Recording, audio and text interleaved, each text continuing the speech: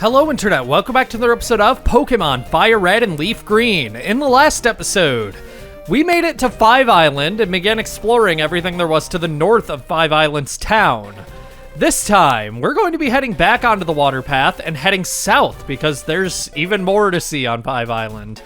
Five Island is actually one of the bigger of the Sevi Island. You'll have to forgive past me because I don't think they're gonna stop calling Six Island Five Island. None of them are particularly, massive or anything, but there's a lot to see on this one, so we're gonna try to see it all.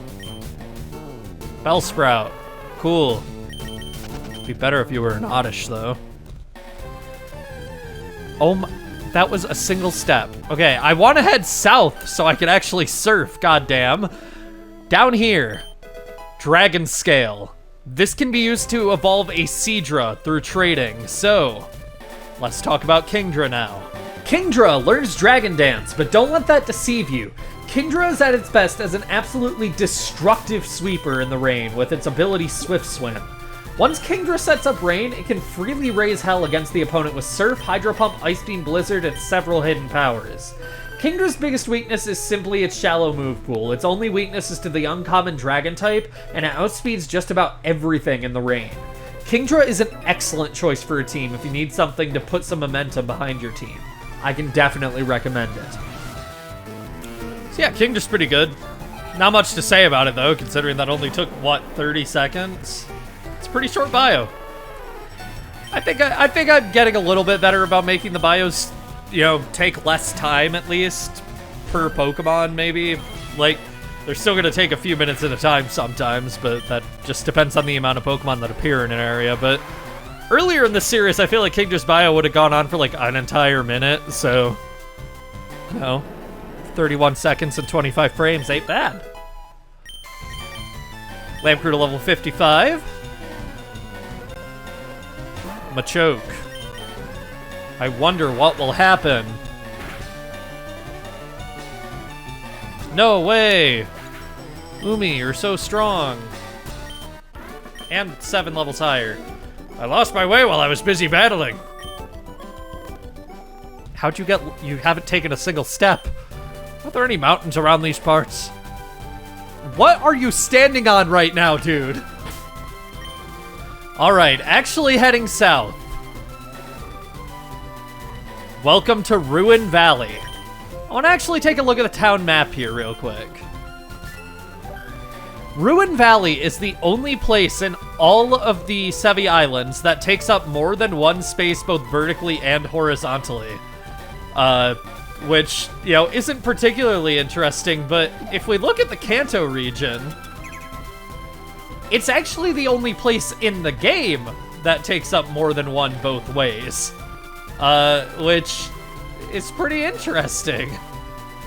It's a very rare thing that few places actually have going for them, but yeah. You can see just these spots where these routes end. Don't let them go in more than one direction. Just some nice useless trivia for you. Within Ruin Valley, there is a lot to do. As you can guess, this place is pretty big. Down here, there's a strength puzzle. Luckily, I have the Lost in the party, so we're going to be able to actually solve this puzzle. I believe it's... Okay, this, and then we can grab the item. Sunstone. This can be used to evolve Gloom and only Gloom as far as Pokemon that are obtainable in this particular set of games goes, which means in LeafGreen, this can't be used to evolve anything without trading. We're going to talk about the new encounters here because, yeah, this area is really big. There's a lot of walking around to do, a lot of battling to do, so let's just get the encounters talked about while I'm doing that. Natu evolves at level 25. Xatu excels at using Calm Mind, then stalling with Wish, Toxic, Reflect, Light Screen, Thunder Wave, and Substitute, while getting off damage while it can with Psychic. Unfortunately, Xatu gets very little variety in its offensive options in this generation and is simply best off using its Special Bulk to its advantage instead. Its weaknesses are unfortunately many, with 4 out of the 5 of them being relatively common attacking types, and while it also boasts 3 resistances and an immunity, it's not enough to give Xatu more leverage than what I've already mentioned. It's perfectly usable, just not the best yet. Yanma literally has one niche, spamming Substitute to lower its own HP and build up speed boost thanks to its awesome ability, then spamming Reversal, an egg move passed down from Heracross to annihilate the competition. If you're not interested in breeding for egg moves, probably pass on Yanma, unfortunately. I have nothing else to say about it. Its stats are bad, Bug Flying is a bad defensive type, and it doesn't have any more interesting niche. Wobbuffet may look pretty bad on paper, but it's actually one of the strongest Pokemon in the game, being an Ubers, the highest possible tier for Generation 3's largest competitive community reserved mostly for legendary Pokemon. Wobbuffet only learns 4 moves: Counter, Mirror Coat, Safeguard, and Destiny Bond. Safeguard prevents it from being inflicted with Toxic to whittle it down, Destiny Bond lets it take its enemy down with it, and Counter and Mirror Coat are Wobbuffet's bread and butter. Essentially, your job is to predict what your opponent is going to use, a physical move or a special move. Choose the corresponding countering move, and if you're right, Wobbuffet will return massive damage thanks to its incredibly high HP and low defenses. Without breeding, I'm afraid that's all there is to Wobbuffet. However, through breeding Wobbuffet while holding a Lax Incense, Wynaut becomes available. Wynaut only learns 3 moves, but one of these is essential to Wobbuffet: Encore. This forces the opponent to repeat whatever they're using. Use this when they're attacking, and you're guaranteed to get at least one correct turn on Wobbuffet using Counter or Mirror Coat. This move is an easy replacement for Safeguard. The rest of Wobbuffet's moves are better than all of Wynaut's though, so evolve it right away. We also find the Sunstone on this route, so here's Blossom. Remember how Tangela was surprisingly good? Blossom is basically that, but better. Its high special bulk, along with its good speed, power, and access to Sleep Powder, make Blossom an awesome Sunny Day sweeper. Setting up with Sunny Day boosts Blossom up to around a 100 in its speed stat, allowing it to outspeed opponents while raining damage on them with Solar Beam and Fire-type hidden powers, while also being fast enough to put most foes to sleep before they have a chance to strike back. Blossom can also learn Moonlight to restore 2/3 of its HP in the sunlight if you want it to be able to heal itself mid-battle without items. Blossom is just a solid Pokemon all around. Its weaknesses are obviously still numerous and it doesn't have answers for everything, but pick its battles and it might just surprise you. Seeing a Pokemaniac for the first time in a while, I don't remember the last time we actually saw one. It might have been in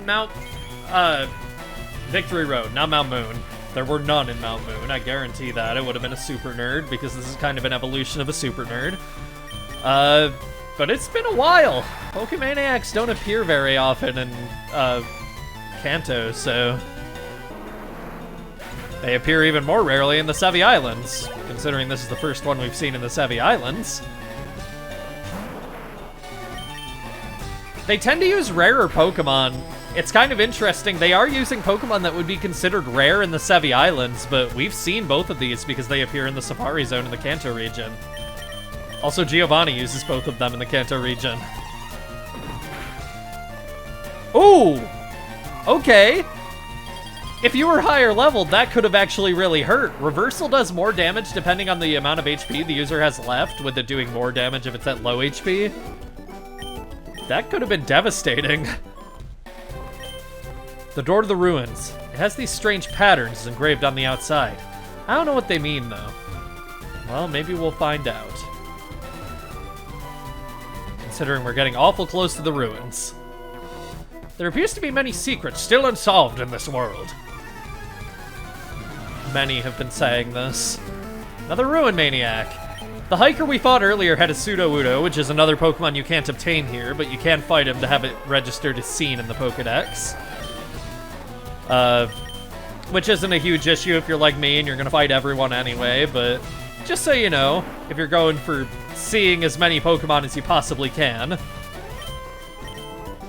This guy just had 2 Graveler and an Onix.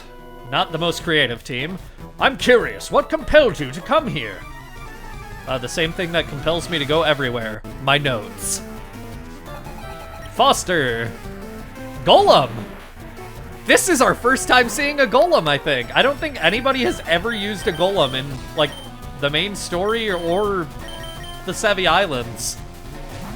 People don't really use the final evolved forms of trait evolutions often. That's why I was so surprised when I saw a Machamp on Cycling Road. It's not common that you see these. Especially, like, It's just out and about, used by a random trainer. I know Aiden uses an Alakazam, but, you know, that's sort of expected. Alakazam is just a Pokemon that people use more commonly. It sort of breaks the norm for most trait evolutions, but this is an oddity. It's been so long since I battled, my instincts are off. There are several ruins on the Sevi Islands. The majority of them date back a long way. True. Another one. It's been said that there are mysterious stones on this island. I suspect it has something to do with the ruins here. That's a useful hit, considering one of our objectives here is to get a sparkling stone for our dear friend Celio, whose name I didn't have to add the word sparkling to that sentence to give myself more time to think about. I don't know Celio very well. Oh, interesting.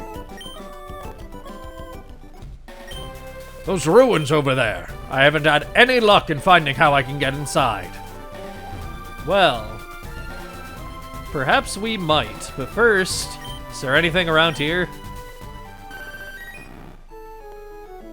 No, just water surrounding the ruins. Okay, it's a neat look, I'll give them that. The door doesn't budge at all. Check it more thoroughly? Yes. On closer inspection, there are several dots on the door. Braille. C-U-T. Cut.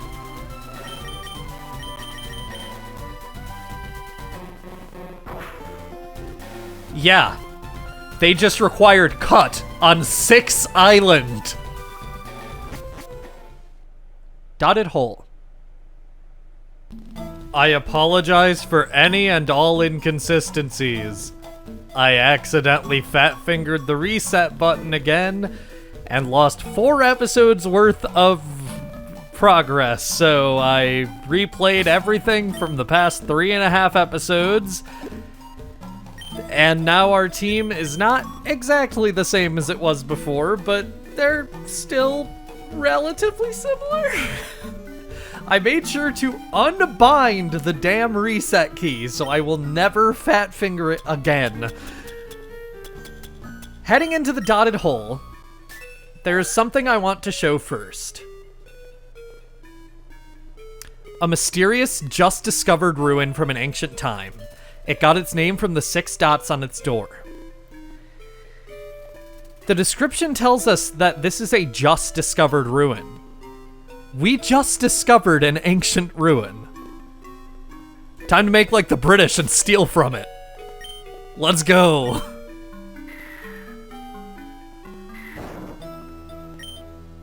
This says up. But if we were to go down the wrong way, it would just lead us back to the very entrance. God knows how the fuck that works, but... Alright, so we're just gonna follow the actual pattern. As far as I know, dotted hole isn't really based on anything at all.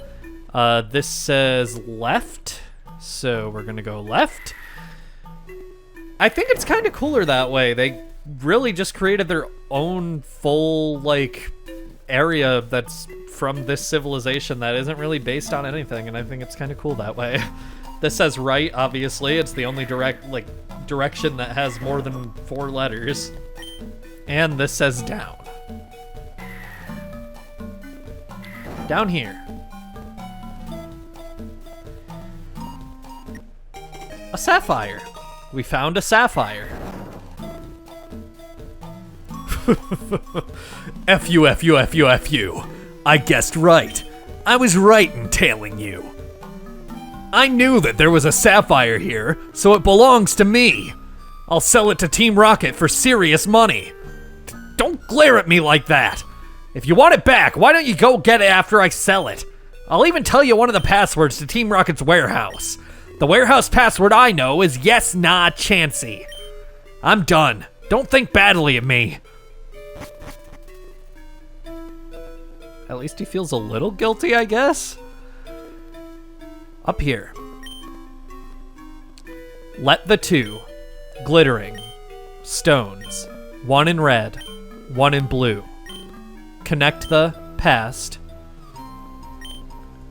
Two friends. Sharing.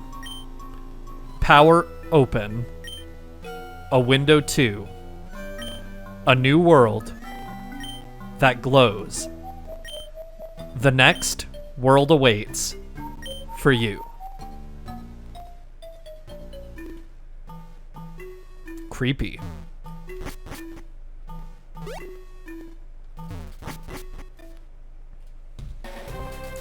I forgot to grab the sunstone, so I'm gonna do that real quick. We found that second gem we were looking for, but unfortunately it was stolen from us. Next time on Pokemon FireRed and LeafGreen, we have the second password to Team Rocket's warehouse, so we're going to go and take back what is rightfully fucking mine. That was my ancient relic to steal. See you guys then.